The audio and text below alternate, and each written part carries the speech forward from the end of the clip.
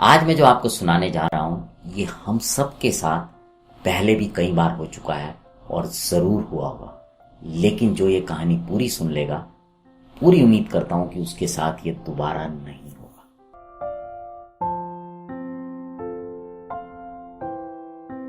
Radio Dwarka परिवार के सभी सदस्यों को मेरा नमस्कार।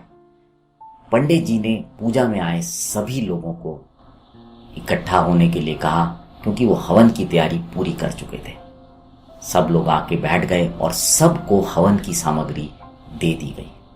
जो घर के मालिक थे वो घी आहुति में डालने के लिए तैयार हो गए। ये जिम्मेदारी उनकी थी। पंडित जी ने मंत्र पढ़ने शुरू किए और जब भी वो स्वाहा बोलते थे, लोग चुटकी भर के हवन की सामग्री हवन कुंड में डाल देते थे। और इसी तरह जो घर के स्वामी थे वो भी घी लेकर उसमें स्वाहा के साथ डाल देते थे। सामग्री डालते समय हर किसी के मन में विचार आ रहा था कि ऐसा ना हो कि हवन खत्म होने से पहले मेरी सामग्री खत्म हो जाए, इसलिए सब थोड़ी थोड़ी सामग्री डाल रहे थे। और ऐसी ही स्थिति जो घर के स्वामी थे उनकी भी थी। वो भी घी को ध्यान से डाल रहे थे कि कहीं ऐसा ना हो कि हवन पूरा होने से पहले घी खत्म हो जाए। पंडित जी मंत्र पढ़ते रहे, स्वाहा बोलते रहे, लोग हवन कुंड में सामग्री और घी डालते रहे। पंडित जी ने आखिरी आहुति के लिए बोला कि जिस जिसके पास भी जितनी हवन सामग्री बची है वो सब आखिरी आहुति में डाल दें।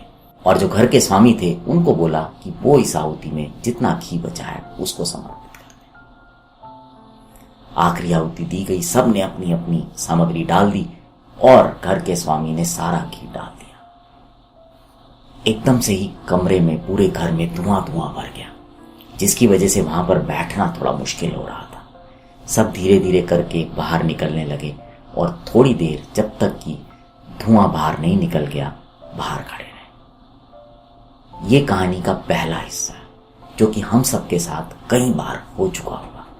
जब भी ऐसा होता है ऐसी स्थिति होती है। लेकिन अब आपको लेके चलता हूं आगे की तरफ। जितने लोग उस हवन के समय वहां बैठे हुए थे, सब ये जानते थे कि ये जो सामग्री मिली है हवन की, ये उनको हवन कुंड में ही डालनी है। और घर के स्वामी भी जानते थे कि ये सारा घी हवन कुंड में ही जाएगा। लेकिन फिर भी वो उसको आखिर तक बचाए रखने के लिए प्रयास करते रहे। और अंत में ये हुआ कि सामग्री बहुत ज्यादा बच गई और घी भी बहुत ज्यादा बच गया। ये हम सब लोगों की फितरत होती है। हम अपने जीवन में भी ऐसा ही करते रहते हैं। अंत समय के लिए बहुत सारी चीजें जोड़ते रहते हैं और एक दिन जिंदगी की पूजा खत्म हो जाती है और हवन सामग्री बची रह जाती है। कुछ भी साथ नहीं जाता। जोड़ना चाहिए, जोड़ने में कोई बुराई नहीं है, लेकिन ये जानना बहुत जरूरी है कि कितना जोड़ना है, क्यों जोड़ना है, किस लिए जोड़ना है, कब तक के लिए जोड़ना है। इस पूरी जीवन की प्रक्रिया के दौरान आप बाकी चीजें जोड़ने के साथ साथ उस परमात्मा का नाम भी जोड़ते रहिए।